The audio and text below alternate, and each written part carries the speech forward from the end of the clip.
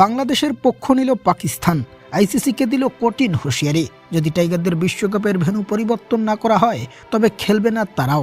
মহাচাপে ICC, Pakistan দিল ভাইয়ের পরিচয়, তবে মুখ ফিরিয়ে নিয়েছে আয়ারল্যান্ড। দর্শক, বাংলাদেশের ভেন্যু পরিবর্তন নিয়ে সবশেষ আইসিসি পরিকল্পনা চালায় গ্রুপ বদল করার।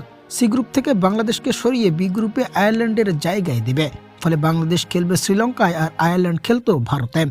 তবে এই খবর গণমাধ্যমে প্রচার হওয়া মাত্র মুখ ফিরিয়ে নিয়েছে আরিশরা। জানিয়েছে কোনোভাবেই গ্রুপ পরিবর্তন মেনে নেবে না তারা, নিজেদের স্থানে থাকবে এবং ভারতে এসে বিশ্বকাপ খেলবে না আয়ারল্যান্ড।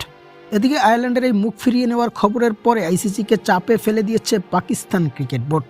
সম্প্রতি পাকিস্তানি গণমাধ্যম জিও নিউজের এক প্রতিবেদনে উঠে এসেছে, পাকিস্তান ক্রিকেট বোর্ড নাকি জানিয়েছে যদি বাংলাদেশের ভেন্যু পরিবর্তন না করা হয় তবে এবারের বিশ্বকাপে তারাও খেলবে না।